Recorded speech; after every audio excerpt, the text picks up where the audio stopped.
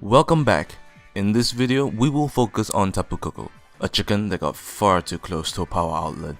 It has been very prevalent throughout this entire VGC season, consistently being the most popular of the 4 Tapus, and even recently becoming the most used Pokemon during Worlds last August.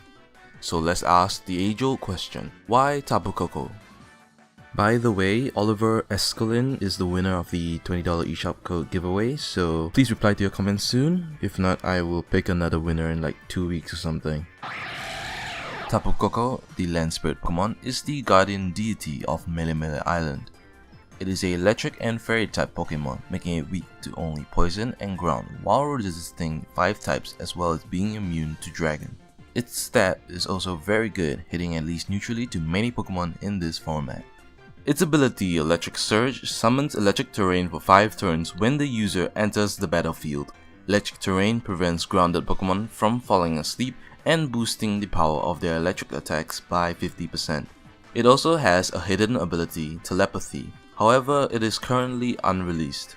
Looking at its stat distribution, it is immediately apparent that Tapu Koko is really fast at 130 speed. Only so few Pokemon in the Alolan Dex can even compete with that. In fact, these 4 are the only Pokemon that at least speed ties with Tapu Koko. And let's be honest, no one is using these 2. Sorry, make that 3. Its attack stat is decent on par with the likes of Entei, and 95 special attack is pretty bad. However, due to move pool restrictions as well as assistance from electric terrain, special Koko is much more common than physical. Tapu Koko's move pool is decently diverse. Starting with the special attacks, you have Stab in Thunderbolt, Thunder and Dazzling Gleam, coverage in Hidden Power Fire or Hidden Power Ice, and Grass Knot, spread damage in Discharge, percentage health in Nature's Madness, dealing 50% of the current HP to the target. It's basically a Super Fang that Ghosts aren't immune to, and even Switch Initiative with Volt Switch. On the physical side, there's Electric Stab and Wild Charge, but no physical fairy moves.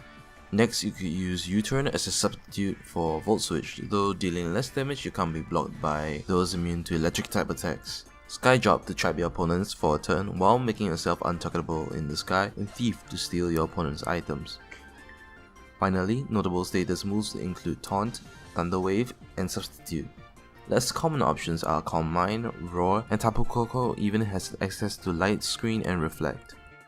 In summary, it is relatively frail, only has an average special attack stat, like a single target fairy attack, as well as subpar coverage. But despite this, Tapu Koko has a great stat, outspeeds almost everything in the meta, has a great offensive ability, and amazing utility in its move pool, allowing it to hit hard with shocking power, pick up KOs as a late game sweeper, or support its team.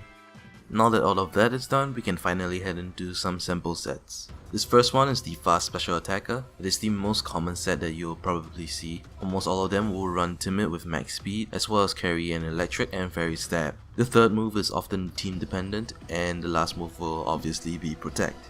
Life Orb is the most common item, but Electrum Z, Focus Sash and Ferrum Z are good options too, and you can run Thunder if you're using a rain team or want a stronger Gigavolt Havoc. This next one is the Specs Koko set. It's basically the same as the Fast Special Attacker, but since you no longer need Protect, you can run a different offensive move. For this instance, we use Discharge. This is the Assault Vest set. It is a more bulkier variant for Tapu Koko. This particular EV spread has a 6.3% chance to be OHKO'd by a Z Hydro Pump from Golduck in the rain, and is able to withstand 1 Earthquake from a Garchomp. Its speed EVs also outspeeds base 110 Pokemon like Gengar, and for its moveset, you can run your 2 stabs, Volt Switch for pivoting, and your last move depending on what your team needs.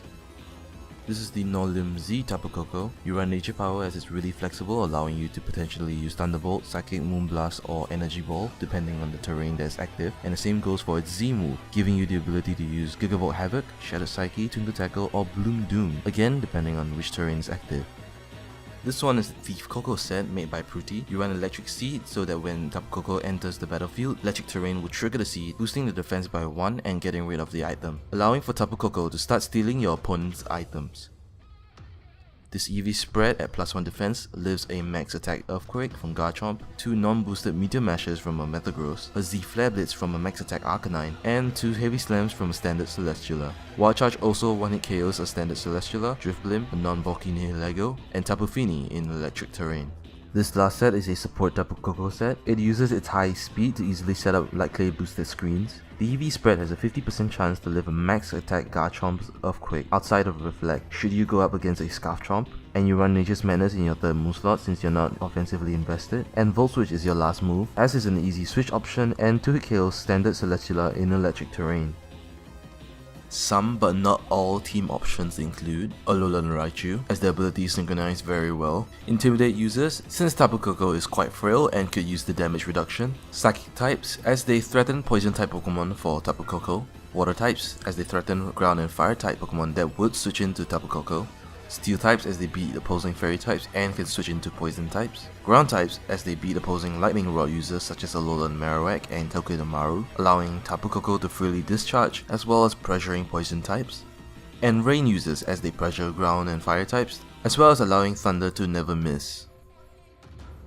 Next, here are some possible counters to Tapu Koko, poison types and ground types for obvious reasons. Nilego, Alolan Muk, Salazar, Gengar, Garchomp, Mudsdale and Gastrodon, all of whom can pressure Tapu Koko. Tapu Bulu, as it can resist electric step and can change the terrain upon switch in.